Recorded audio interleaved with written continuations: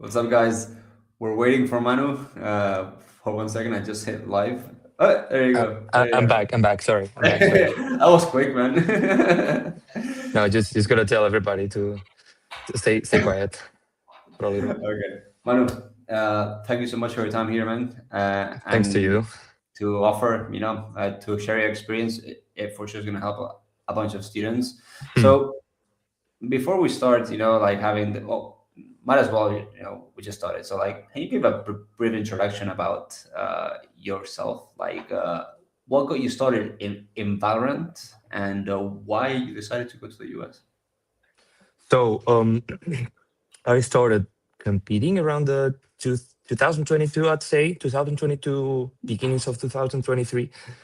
And yeah, I just got an opportunity to go there, and I always wanted to keep studying because I did an engineering back in the day, and then I just wanted to keep leveling up on my studies, and that was a chance to combine both of my like my favorite interests. That was like studying in the business world and competing too. Because and yeah, and so far it's been a great experience over there. Like great people, great competition, and great equipment too. And when you were in school or in uni back in Spain, how did you combine the competitive aspect with the academics? Was it like tough, or you could do without a problem? I'd say it's tough. It's just like managing your time properly. I'd say it's maybe more about organizing your whole day, but you don't have much time left besides competing and studying. Your life. It's exactly that. There's not much more time to do. And how does that translate into like the collegiate esports system in NA? Like, how do they balance the academics, the competitive, and do you have time to do anything else? Yes, no, I'd say it's way more balanced over there since you have like the facilities in your own college, so you can end up class and then you want to go grind some rank or you have practice early, you can go to the facility. Maybe some colleges don't have a facility, but at BSU we do have a facility, and I spend a lot of time there, not only competing or playing. I go there in the weekends, for example, to do my weekly assignments, get rid of that. It's a great environment over there. But yeah, I'd say like probably their best strategy is to like not burn you in the competing side, and they push you up on the studies side. So that's great too. That's a properly balanced. So you prefer the esports arena than the library to get your Yeah, assignments done. I'd say Why? so. I'd say so since you have because you have the fridge. It's like way more cozy. It's not like a big library with everybody. There might be people talking or whatsoever. There, you just put on your headphones and you can barely hear like the guys that are at the end Mhm. playing another game or whatsoever, and you can just log in there. It's a wonderful place, like the BSU facility actually. And do you guys like choose like the same classes, or like do you study the same similar majors? Because like the first 2 years usually you have like gen ed classes, but like how's the how's the dynamic there?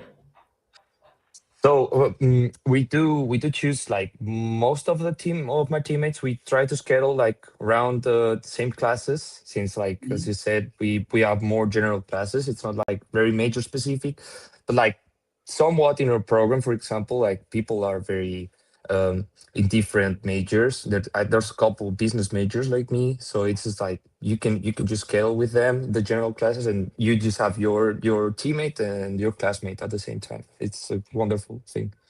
Okay, and how does it balance? Like, for example, when you choose class, then you have the practice schedule, then you have to compete. Maybe you go to a LAN or compete online.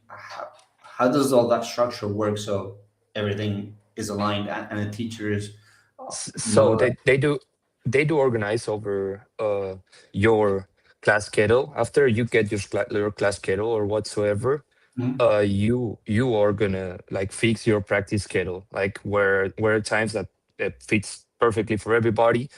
You Mhm. can do, I don't know, depends on the team and how willing are they to do extra time. Then that you'll do as many practice hours as required, but it's mainly classes and then you'll get the practice. Okay, okay. And when was it like that the let's call it like the turning point of you saying, the US, like Valorant and and getting a university degree in the US is a good idea? Because you were already living in Spain. Like, why the US? Because personally, for me, it's the US. It's a country I like a lot, especially like Hmm. different systems they have, the flexibility they have on their economic system. Would say flexibility is not might not be the best word, but you guys understand me. Like they are very open to, so you Yeah. can do whatever you want, and it's a place where I feel like. They do put the effort on organizing this kind of stuff like college sports, like not only esports, every single sport in college, it's like very, very, very properly balanced with your classes. And you have the chance to do the extra step. So that's why I think it's like, besides here in Europe, it's more like club thing and separated over there. It's like together with college. And that makes sure I feel like it's perfect for your future. So yeah, plan And A and plan B. and do you go to the games? Let's say the football games. How's that I do. experience? It's great. The tailgates, it's everything. It's like I mean, it's great. It's a great experience. Like Especially overall, the the tailgates, yeah, yeah, huh? it's everything. Everything's it's huge. Everything's way huge, way bigger than here. And because when we were like in the process back in the day, like selecting unis and stuff, like each uni had like their strengths, but like what? I mean, let's put it this way: why Ball State from the offers that you had? Like, what made you like? When you had we had the call with Brandon. I remember like, what made you say like, okay, this is the uni I want to go to. It's mostly I just like had the feeling Brandon was the guy because I was talking to him. He helped me a lot through the process. I asked him stuff about how do I enroll for my classes or do I, and I feel like he was like willing to show me the ways, and they had already another international student, so I was like, okay, they have a little bit experience in this, so like the whole thing can be beneficial for me. Like they already have the backlash from Casper in this case, so I Mhm. can use that knowledge for myself. And people were great, the program was great, and Indiana is a cool place. Okay, and what surprised you from Indiana, or like the campus life in the US in general? So I thought campus would have been like way more empty since like in the US most of the people Yeah. move by car, but like you can see people walking anywhere in campus. There's always something to do in campus or something going on. And I'd say maybe the weather too. I don't know how my Mediterranean ass survived on minus 30s or minus 20s Celsius. Yeah, because is it cold like dry or is it humid? Because I've never been to It's Indiana. there's humidity because of the like the Michigan Lake, I think it Yeah. is, like the big lakes on the north. So when I check the weather app, it says it's humid, but the cold and the hot, it's not. It doesn't feel like as humid as here, for example, in Valencia. It just doesn't feel that humid, but it says it's humid. So I might assume it is, but I'm used to very humid areas like here. Hmm. What else surprised you About that you about weren't the expecting? I wasn't expecting. I'd say maybe how friendly the people are on the US. I'm not used to like that kind of friendliness since here like people in my town. In other places over here they are nice, but people are very welcoming. They'll come and ask you, hey, that cool accent. Where is it from? Like where are you from? Why are you here? And they'll be just chatting with you, just checking out. Yeah, I mean, Valencian people, have the beach, the good sun, you know, Yeah. they're usually cool people. So No, don't be too they are. judgmental, man. No, no, they are. But in my town specifically, where I live, the people are very rude, and they'll overlook you sometimes. So it's just like that difference, walking to the grocery store, and somebody receives you with a smile. Yeah, That's something I'm not used to. and so we talked about expectation and what surprised you about. What was the biggest challenge? Because for me, when I went to the US to study, like the first 2 semesters for like the first week or two, like I really had it like I really missed home, and it was tough. Maybe because I did the experience when I was 18 and you were a bit older. But like, what are the most challenging things that you have to overcome? I'd say homesickness is Yeah. definitely a challenge you have to face, and you have to have that strong mindset on saying, "This is like I'm here because I want to be here." Because sometimes, even if you want to be there, sometimes you just miss home because that's the thing.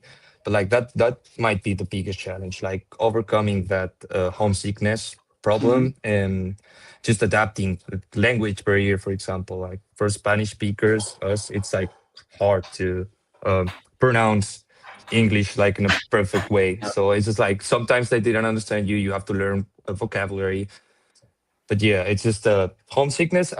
Definitely the number one challenge. Yeah, yeah. Well, especially, I mean, the understanding like every part of the U.S. has a different accent, so you can also you also have to adapt to that. But Yeah, no, yeah, I completely get it. And what would you say are like some skills that you have developed um, in the U.S.? I'd say communicating my team with my team Yeah. was something I did briefly since I've been working in different places. But like communicating properly, it's something they put the burden on. And I got help by the sports psychologist. He helped me with some techniques like the compliment sandwich or different other techniques. And yeah, that's a skill I've developed the most, like how to communicate stuff and how to say stuff properly and in an optimal way. Nice. So you also have access to a sports psychologist on campus. We do on both days. Yeah, we do. Like every Amazing. single sport, the varsity or juvenile. I'd say club doesn't, but juvenile and the senior team, I'd say. I don't know how is it called, the varsity. Yeah. They both have a sports psychologist. Yeah. Yeah, it's amazing. Like when I went to US, I went to tennis scholarship because collegiate sport wasn't a thing Yeah. when I was in college. But we also had a sports psychologist, and they really help you. Yes, Uh, they do. Things that as a teenager, maybe in Spain, I had the typical sports psychologist that came once a month, gave a 1 hour talk that nobody listened to. But like when you are in a more professional setting, and and you have all these resources, like especially with like anxiety, or like closing points and winning, like they really help me. So it's Yeah. amazing that you have those resources as well. So super cool. um and Manu, Mm. any plans, like, no, no, and let me rephrase that question. Like, post graduation, I know Mhm. you still have a bit, but like Spain, US, what do you plan on doing? After graduation, where do you want to work? Well, what are your plans? Or you just want to chill? Yeah. No, I'd say like on paper, since my visa expires after graduated, I'd say maybe get an internship that year, Yeah. that OPT year, and then I have to go back. But like my feelings and the thing I want to do, it's like Mhm. to stay there because I really fell in love with the Midwest. Okay. And what is one thing that Spain has that Indiana doesn't? I'm gonna be like very cliche here. The food there, it's a Come on. bit. It's it's not the same food. It's like very meat based and it's very greasy food. So for someone who's used to fish and olive oil, it's not an easy switch. But Yeah. you can get used to it. But I prefer this food actually. And Whole Foods can get a bit expensive. Oh yeah, definitely, definitely. So yeah, because it's weird, because like in Spain you go to the supermarket, and like the processed food and like the natural food, uh very similar prices, and sometimes even cheaper, but in the US you really see the price difference in between like processed food and like natural food, Yes, and sometimes it's like, you know like yeah. you need to have the balance. Oh yeah, no, yeah, for sure. And what is something that US has that Spain doesn't? They're like, Mm, I'd say, for example, in the college environment, I'd say the flexibility, since you can pick, choose your own classes, your own time schedule. You can choose when to do this class and this other class. Here in college in Spain, you usually get first year you have these, second year you have these, and they say what time and what class and whatsoever. But there you can choose when do you want to do your stuff. You can, and you have like flexibility on the not on the optative classes, I'd say, optional Mhm. classes. And besides flexibility, I only mentioned like what is like one piece of advice? I'm gonna tell you like five. One that you would give like students that are thinking about this opportunity that you would have liked, to have received like that knowledge. Organizing since day one, since you say yes, because you if you're sure you want to go, you have to from day one organize, because like the visa process takes a bit. uh the registering for PSU takes a bit. You have to translate all the stuff. So like having a good organization all throughout the process to access and during class, so you can compete on the best level possible and study on the best level possible too. Mhm. I'd say organizing it's key. It's like the key to do everything.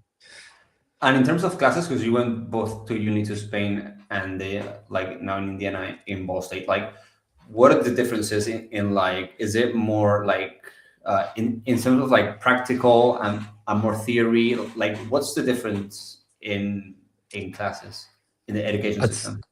I'd say since I'm on a business major and I've been like in engineering here, I'd say the main difference is like work over there. It's on a daily basis, so you get a little work, like one chapter you are doing each day. You get that chapter to do some assignment or some quiz or whatsoever. And here you just do the chapter and that's it. And then at the end of the month, you have like five projects whatsoever from like all the chapters you've gone through. So I'd say it's way easier to catch up on a daily work since you are checked out on a daily basis. Yeah. That's what I had as well, like that change, because like I did the UK system, the AS and A levels, and it was just like like a mock exam in January, and you study in September, and then the official exam in like May, June, and Hmm. and that was it. Everything it was in one exam. Okay, like in June, that was it. If you for whatever reason did something, or you weren't feeling well, like that was it. And the US, it was like presentations, assignments, and the final Yeah. exam was sometimes like 20% or 25%, and the rest was in like all the work that you did throughout the semester. So I really like more that consistency than just like it's all in one exam, and so yeah. Yeah, sometimes you just have a bad day, and then and Mhm. maybe you know about the class, maybe you know whatsoever, but you just have a bad day, and that exam doesn't go on the best way, and you get like less grade that you could have. So that's why I'd rather have the daily work, and I can remember way easier if I have to remember one chapter a day than uh Mhm. 20 chapters at the end of a semester. It just Yeah. doesn't make like that much of an effort on a daily basis. Mhm. Manu, before we wrap up, like, is there anything that you would like to mention that we haven't talked about? Yeah, I'd say I wanna really thank you specifically, for example, because you guided me properly throughout the process, and you presented me many different options. And I'd say those options were every single option was great. I chose my personal best, but I feel like everybody can have their options, because we looked around one specific area and we got like many different options. So I can't even imagine if I'd say the whole US. So like there's always a different college for you. Like I'd say anybody who wants to go has its different place that will fell in love with. Manu, thanks for the free promo, man. Thanks. No problem, no problem, no problem. It really happens, you know. Okay, man. Well, again, thank you for your time, and as always, we stay in touch, and I'll keep an eye on you in all your progression. Okay, thank you very much, Ivan.